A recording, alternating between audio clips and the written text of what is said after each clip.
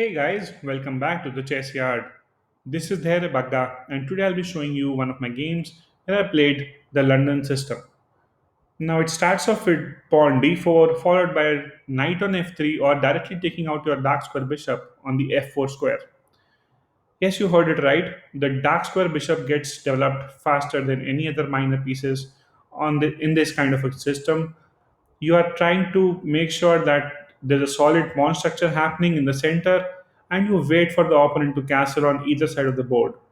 And once the opponent castles, then you go for the attack by advancing your pawns. Till then, you will just try to make sure there is a solid structure happening for white. So yeah, let's start off with the game. White starts off with d4. Black responds with knight f6, a pretty standard move from both the sides. Both are trying to take initial control of the center. Now, I could have taken out my bishop first on the f4, but I thought of developing my knight here. Doesn't make much of a difference. Either ways, it's going to be a London system from here. So he moved pawn d5, and I respond with the bishop on f4. Now, this is where the London system begins. And now the idea here would be to create a solid pawn structure here, getting this pawn on c3, getting this pawn on e3. So there's a triangle kind of a structure happening in the center, and you will wait for the opponent's king to castle either on the king side or the queen side. Now here, black responds with c5 with the idea that he's offering an exchange, but our intent is not to go for the exchange, but rather create a solid structure. If we go for the exchange, he in return gets the center by moving his pawn on e5. He gets the center, so that's what we are trying to deny him here. So we move pawn e3. He responds with pawn e6, trying to solidify his center just like us. And now my knight comes on c3. Generally, in London system, knight will not be developed to c3, but here the idea was if he misses one of the moves here, suppose he moves pawn h6, we can hop in on the b5 square, and we would always be in potential of forking the rook and the king here by getting our knight on c7 because it is guarded by our bishop on f4. So let's get back to the game where he developed his dark square bishop on d6, and we didn't go for the exchange because I wanted to keep my dark square bishop further in this game because I have this was one of my stronger pieces here, so I'm okay to give away my knight but not the bishop. Once the exchange happens on this file, suppose he takes back, I can take back with the pawn or the bishop. Either way is fine for me. Going with bishop is better because now this bishop is eyeing this diagonal as well. If king castles towards this side, on the king side, we can start attacking with our pawns here and also get our queen into the picture, get the other knight from e2 and followed by g3, and then it can hop in on h5 as well later on in the game. So yeah, the attack can be very solid. So here, I didn't want to go for the exchange immediately, so I got in my knight in between. So he also understood the threat that if he captures, what can happen. So he didn't capture, but developed his knight on the c6. Now, if we see, there is one of the games which happened, that one of the top games between the 2300 rated players that happened till here, and the game resulted in a draw. Now, since I was around 1860 here and my opponent was 1870, yeah, pretty much lower than these two top players. So the game could have gone in anyone's favor from here on. But for the time being, it is zero point 0.4 in the favor of black, which is very minute. You cannot even consider that as any kind of an advantage here. So now I pin the knight by moving my bishop on b5 because his king is on the e file still. Now he doesn't want to spoil his pawn structure as well, so he won't castle immediately probably. And yes, he tries to block this diagonal of bishop by moving his bishop on the d7.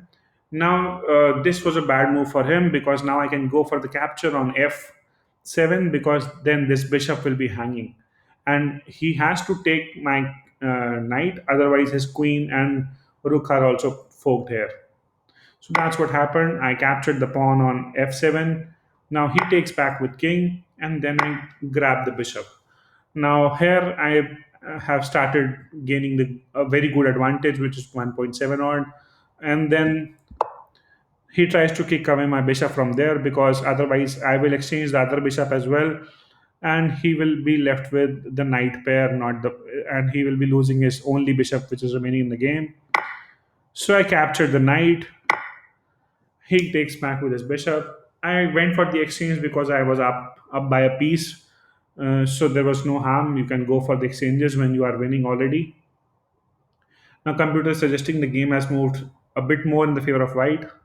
So I captured the pawn on c5 now, with the idea that this bishop cannot be moved away from here because I am supporting it with my pawn.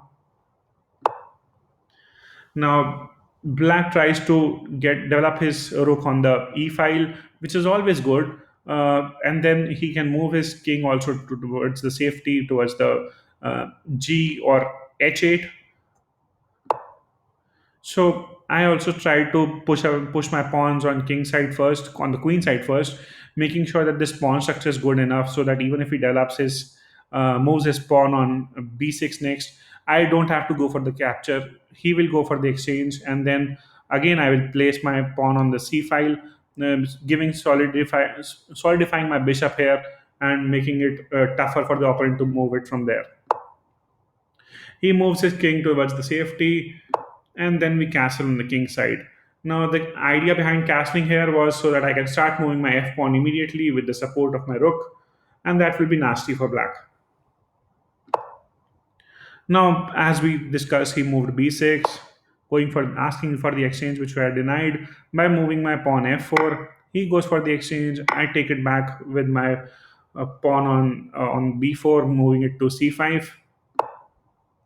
Now he played a bad move here, which was moving his h5 pawn. Now the problem here is he opened up his king side further. He already had the f file open. Now he's giving away the control of h file as well for in future. So yeah, a risky and bad move for black here. I developed my rook on b1 with the idea that it can eventually land on the b7, and the seventh rank can be controlled by my rook immediate once I reach the b7 square. Now he gets his knight on g4 with the idea that he's trying to attack the pawn on e3. Now I wanted to control this pawn as well as avoid any threats of suppose queen comes on the h4 and then a mate can be on the cards. So I tried to move my queen on f3 rather than going to d3, and he now moves queen to h4 as expected, trying to go for the mate if I miss this move. So I move my h pawn to h3, and now he has to take his knight back. So he took it back on the f file again, and now I try to threaten the bishop.